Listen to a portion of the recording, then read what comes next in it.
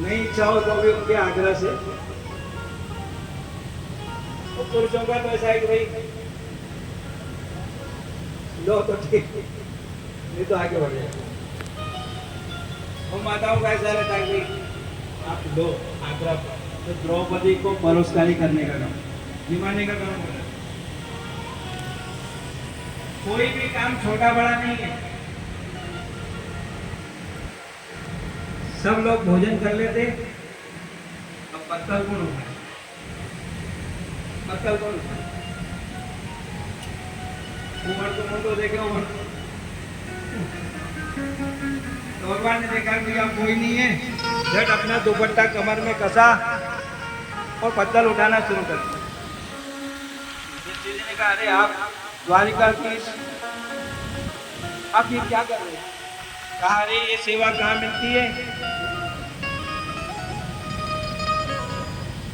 तो पत्तल उठाने का काम था। उनको भी एक बात याद आती है, पिताजी के साथ एक गांव में कहीं गए, हमारे मंदसौर में एक महाराज थे, बहुत बड़ी जगह थी, वो कहीं गांव में ले गए, राम दुलारे महाराज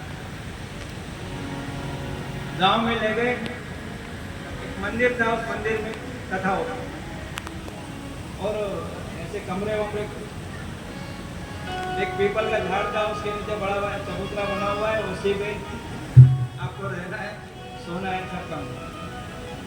और पूरा मिला पूरे की बस वहां जाके स्नान वान कर। पहले दिन की कथा हुई और हाथ से बना के खाते थे। मंदिर की जो रसोई थी उसमें और चूल्हे पे बनाना पड़ता, चूल्हा जलाओ और फिर बनाओ। पहले दिन बनाया और भोजन किया और वो सब वहीं छोड़ दिया। बनाया और सामने ही वो रावला था, उनमें से कोई एक लड़का आया उस परिवार का, उसने आया और रसोई का दरवाजा खोला और खोलने के बाद देखा भाई महाराज बर्तन को साफ नहीं, पराठा तो साफ नहीं करी, बड़ी जोर जोर से। हम लोग तो वहीं पास में पीपल का झाड़ था, वहाँ पे कभी बोलना नहीं, उठना नहीं। फिर दूसरे दिन उसको किसी ने समझाया, अरे भैया दिन भर करते, दिन भर ये सब काम करते, फिर रसोई बनाते, फिर खाते, तो ये काम तो दूसरे को करना चाहिए। कहने का तात्पर्य यह है कि ऐसी कुछ सेवा कोई छोटी बड़ी नहीं होती, वो करना चाहिए, सबको मिलकर के कुछ न कुछ काम करना चाहिए। बड़ा भारी वो कार्य चल रहा है और भैया सबको दक्षिण और दान देना, वो क्या करते थे? दुर्योधन और कर्ण को दान देने के लिए रखा और दुर्योधन खजाने पे बैठा। 100 मांगे तो 1000 दे, जल्दी से जल्दी इनका एक खाली हो और इनकी होने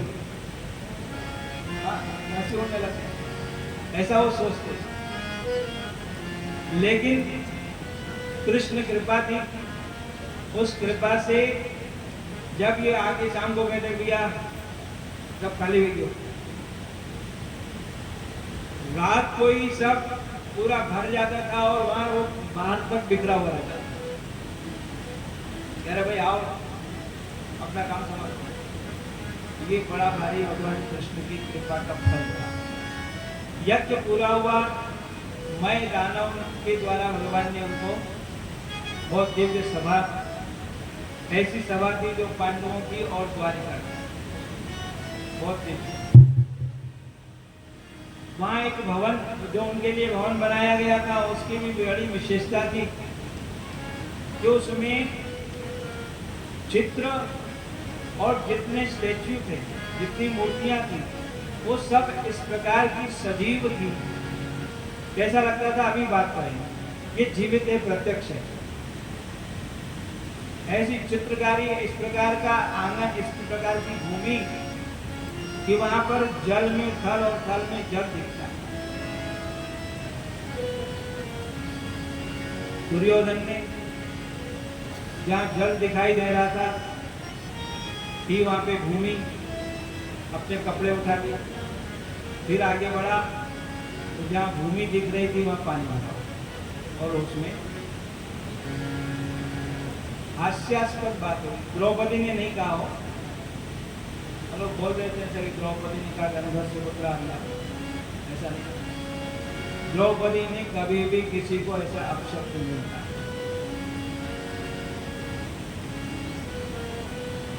वो मजाक बन गई, उसको भी संकोच हुआ तो इतने लोग मेरे साथ और सबके बीच में ऐसा हो गया।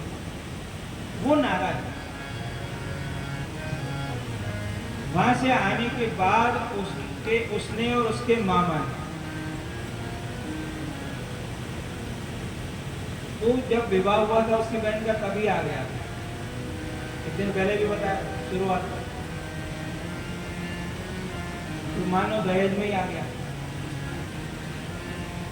उसको ये था कि मेरी बहन के साथ में छल हुआ है, बताया नहीं गया, तो उसका पति अच्छा है।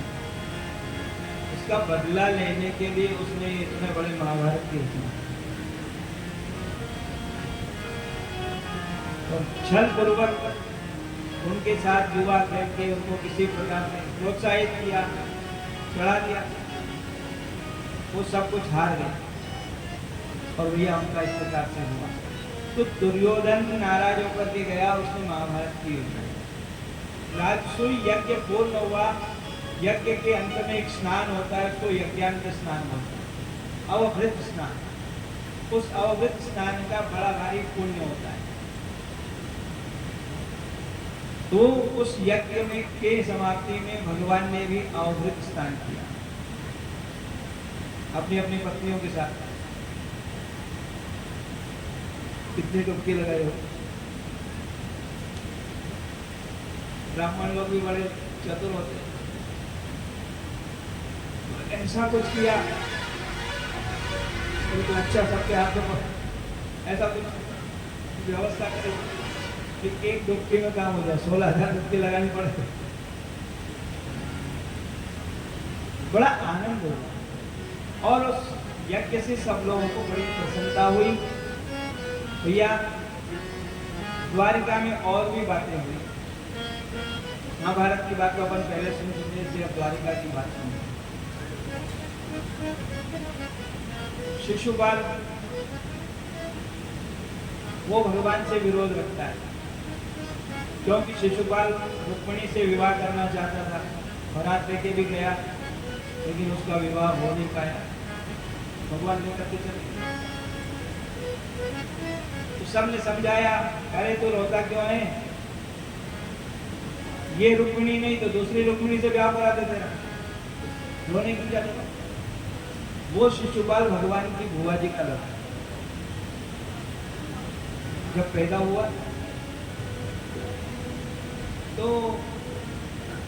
वसुदेव जी ने कहा भैया जाओ, और बच्चा हुआ है तो कपड़े वपड़े रखते, जो कुछ भी होता है वो उन्होंने भगवान को भेज दिया।